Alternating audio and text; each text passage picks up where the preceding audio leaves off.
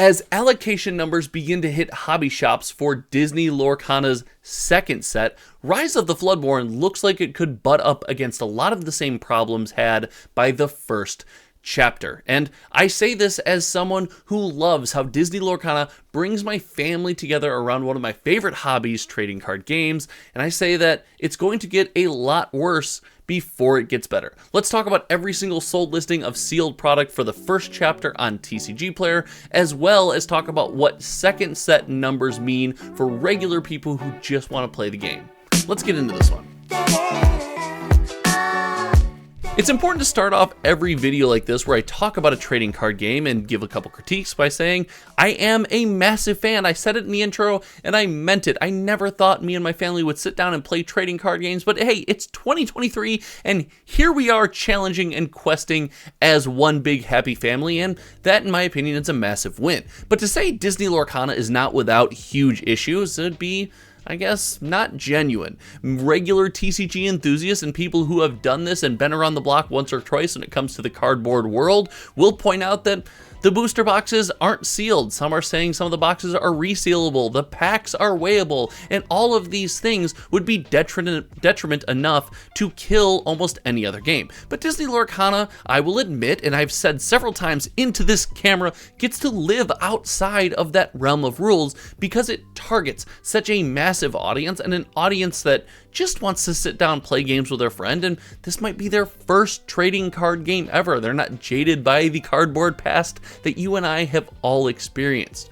But to say these issues don't mean anything, again, would not be factual, and I will never do that here on this channel. If you like what I do in this channel, make sure you are subscribed. But as we get more news about the second set of Disney Lorcana, you start to wonder if we're going to see a lot of the same problems when it comes to crazy high prices, inability to access cards, and waiting and waiting and waiting for the next wave when it comes to this next set. So let's talk about the first chapter, let's talk about the second chapter, and what the printing issues might do to Disney Lorcana. And we can't talk about the first chapter without talking about the sales data. What we do here on this channel is we track every single sold listing of sealed product on popular marketplaces like TCG Player. What we have here is a visual representation of all of the Lorcana boxes sold on TCG Player. We're tracking booster boxes, booster cases, we're tracking troves, and gift sets. And I really think this is meaningful because this shows, hey, not only are trading card game people like you and I engaging in this game, they're doing so in good numbers. If you take a look to the top left corner, you see the total boxes sold of the breakdown that I just gave you is 6,427. And while that's not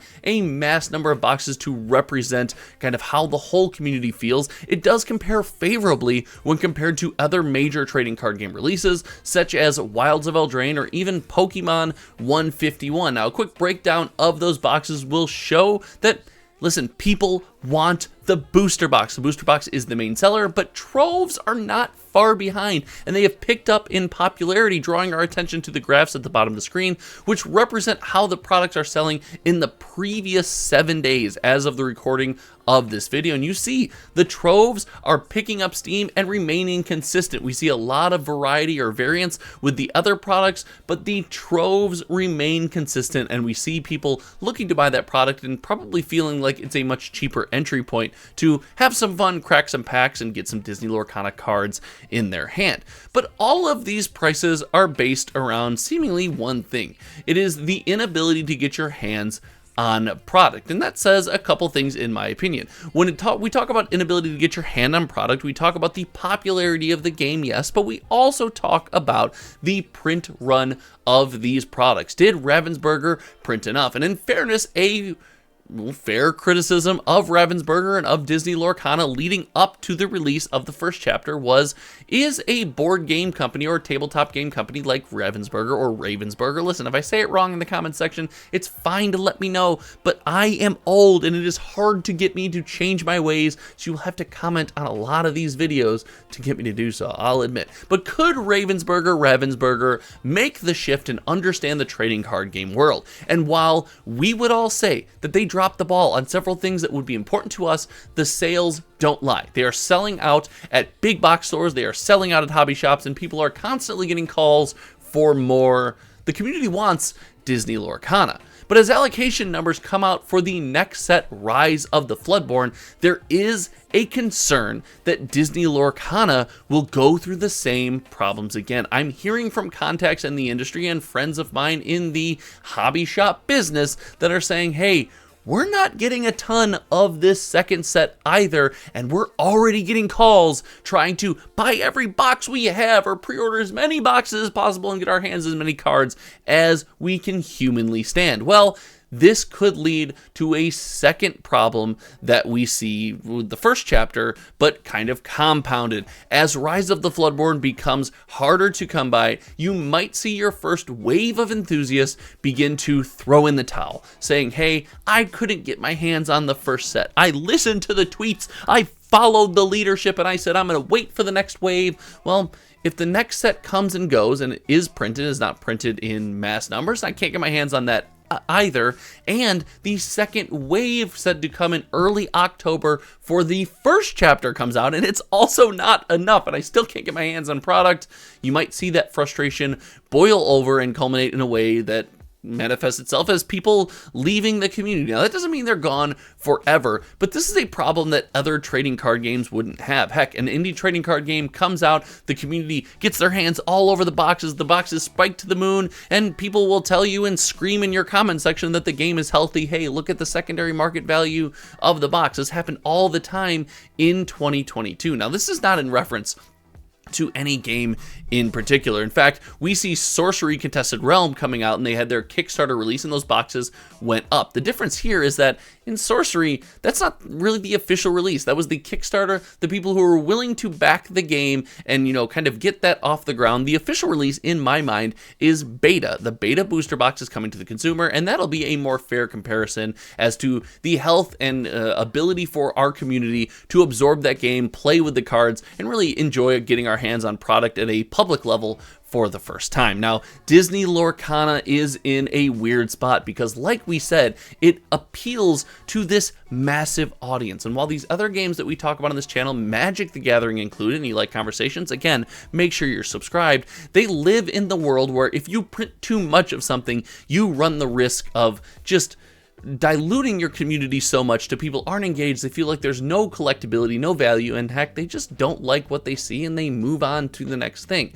Well, Lorcana pulls on our heartstrings a little bit. It plays in a sandbox that we're super familiar with and is something that we know and love and have known since our childhood. And because of that, as we pop back over to some information, I want to take a look at the fact that Disney Lorcana products on the secondary market not only are still selling, but are still holding a pretty crazy price point. This shows that if the game were to, in my opinion, crash in value and hold no monetary value, regular, people who have been around cardboard for a long time would find that as a detriment. We'd scream that the game was dead, the boxes are crashing in value, and haha, I told you so. But the majority of the community that wants to play Disney Lorcana and wants to get their hands on cards and just wants to sit down with their loved ones and quest and play Disney Lorcana would also be happy. I think we would see sales actually spike. I think we would see interest in the game grow, and I think that would actually build a good foundation. So it's weird that by underprinting a brand new trading card game, in my opinion, went in the wrong direction. Now with all of this printing backing up, printing the first chapter, printing Rise of the Floodborn, then going back to reprint the first chapter, I do believe that Ravensburger is probably competing heavy for printer space. If you're still here at this point, let me know, because this is the nugget right here. I do believe we are going to see a chokehold on these products in this community before we see them readily available. I do not believe that Ravensburger swung the pendulum so far in the opposite direction that now the product is going to be readily available and all over the place and we just can't get enough. I can't buy that. In my opinion, that's not something I can buy. But let me know what you think in the comment section below. Do you think it's going to get worse before it gets better? Or do you think we are in for smooth sailing and all of this is good and it's just going to continue to get better and better? Is it getting worse? I want to know your full thoughts in the comment section below. And hey, if you want access to that spreadsheet, you can join my channel membership. I'm going to do a post about it to my channel members today. It's $5 a month. It gets you access to any spreadsheet that I share via my members only posts. It gets you access to one exclusive video every single week, custom emotes, channel badges, things like that. And hey, as we grow the community, we are racing to build another streaming setup. So we're going to have 2 live streaming setups, maybe a box opening station, and we're going to kind of grow a little bit that way. So thank you so much for hanging out. If you haven't yet, share this video wherever you talk Disney Lorcana, and any forum that you find you think people would be interested in this conversation. It helps grow the community, and hey, when I scroll by one of my videos, it makes me smile. It does. It brings a little light inside my soul here. So thank you so much for hanging out. Until next time, you guys know me. My name is Josh, and well, we'll see you in the next one. Goodbye.